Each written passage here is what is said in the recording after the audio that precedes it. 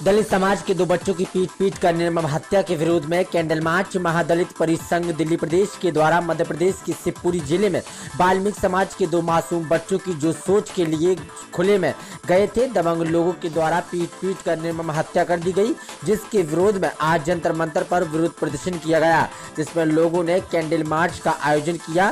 Candle march में उदय गिल का कहना है कि हमारे देश की मानसिकता नहीं बदली है और जिन्होंने यह अपराध किया है उनको फांसी होनी चाहिए। हमारा देश सभी धर्मों को मानने वाला देश है, फिर भी आज जात पात के नाम पर दलितों के साथ दुर्व्यवहार हो रहा है।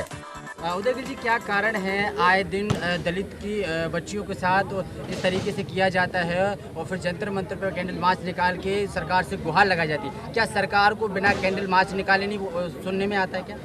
ये देश हमारा हिंदू मानसिकता, जातिवादी देश, मैं कहता हूँ सबके सामने कह रहा हूँ आज इस बात को। पहले ये देश कृषि प्रधान देश हुआ करता था, पूरे विश्व में हमारा जो नाम था वो कृषि प्रधान देश था, लेकिन कुछ ऐसा जहर अब लोगों ने हिंदू समाज में फैला दिया है कि ये छोटा है मैं बड़ा हूँ, ये जाति है तो उस धर्म का है।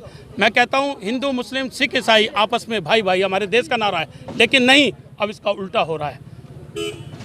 मासूम बच्चों की हत्या माल हो गया। एक तरफ हमारे प्रधानमंत्री जी कहते हैं कि बेटी की रक्षा करो, इन राक्षसों ने प्रधानमंत्री जी की बात नहीं मानी। जब प्रधानमंत्री जी की बात नहीं मानी तो प्रधानमंत्री और भारत सरकार का ये कर्तव्य बन जाता है कि इनको आजीवन जेल में ही रखा जाए और वहीं इनका फांसी की सजा होनी चाहिए। ये हमारी मांग है माननीय प्रधानमंत्री जी से। आया है कि अगर शौचालय वहां बना होता तो शायद इन लोगों की हत्या नहीं होती। मैं कहता हूं जिसने भी ये यूडीए कुछ कोड होता है जिसमें सब सुविधाएं होती है गाँव में, उस अधिकारी को भी सजा होनी चाहिए, जेल होनी चाहिए। जब वहाँ कोई सुविधा ही नहीं है, उसने कैसे इसको स्पेशल गाँव बना दिया?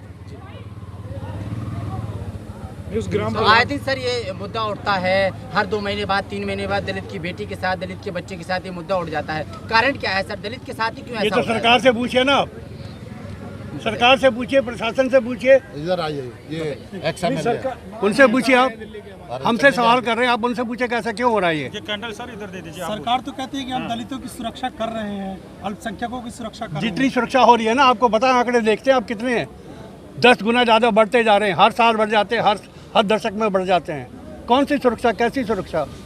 जानवरों की तरह रखा जाता है। इस देश के नागरिक हैं, नागरिक की तरह नहीं रखा जाता इनको। सर 600 साल पुराना तुगलकाबाद का मंदिर तोड़ा गया, उसके लिए आप क्या कहेंगे कि अभी तक गलत हुआ? धर्मनिरपेक्ष हमारा देश नहीं है। जी जी जी, नहीं कह सकते आप ये धर्मनिरपेक्ष है, नहीं कह सकते प्रजातंत्र है। यहाँ कैसी प्रजातंत्र? ये तो तंत्र उनका है जिनके पास लाठी, उनका भैंस है, जिनके पास पैसा पावरफुल का है। ये अगर इस देश में सुप्रीम कोर्ट ना हो ना तो ये देश जो है अब तक क्या होता है इसका, ये मेरी कहना उचित नहीं है। हाँ साहब, एक बार जो पीछे भी मतलब 1 साल पहले की घटना है जी, तो 2 दलितों के हाथ काट दिए थे मजदूरी लेने पर, मांगने पर। जी जी, तो देश के प्रधानमंत्री नरेंद्र मोदी जी ने कहा था, उनका बयान आया था कि दलितों पर अत्याचार मत करो, गोली मुझ में मार दो। क्या देश का प्रधानमंत्री इतना बेबस हो सकता है कि अगर देश का प्रधानमंत्री इतना बेबस हो सकता है कि हत्यारों को यह कहता है कि मुझ में गोली मार दो? क्या जबकि देश के प्रधानमंत्री को फांसी पे लटकाना चाहिए था। जातिवाद से मजबूर हैं, देश के प्रधानमंत्री है वो। भारत के प्रधानमंत्री जी को पता है कि हमारा देश जातिवादी देश है, धर्मों में बटा हुआ है, वर्णों में बटा हुआ है।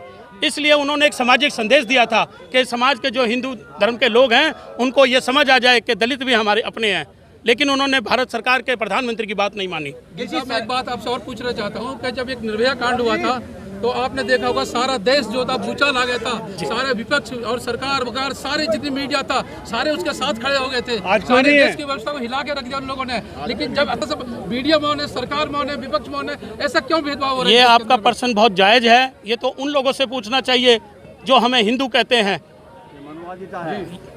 इसका कारण क्या है? हम तो उनको अपना भाई कहते हैं। गिल साहब, आपका ये कार्यक्रम चंद समय पर आह्वान हुआ, बहुत सफल रहा, सक्सेस रहा, क्योंकि मैं दोपहर में आया था, मैंने बहुत सारे की रणनीति क्या तय कर रहे हैं और ये पक्की बात है कि देश के संविधान पर विश्वास है और हमें विश्वास है अपनी परंपराओं पर जो गांधी जी छोड़ के गए हमारे लिए। हम इन पर विश्वास नहीं है सर यार जब ये जीत करके जाते हैं लोकसभा के चुनाव जीत तो संविधान पर हाथ रख के कहते हैं कि हम जो है संविधान के अनुसार काम करेंगे, लेकिन हम ऐसा लगता है इनके कार्यों से देख कर अनुसार चलाते हैं। आप मैं कह रहा हूँ झूठ बोलते हैं। अगर किसी में हिम्मत है तो मेरे पर मुकदमा करके दिखाए।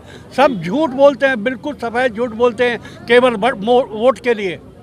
जी वोट की राजनीति है, झूठ बोलते हैं।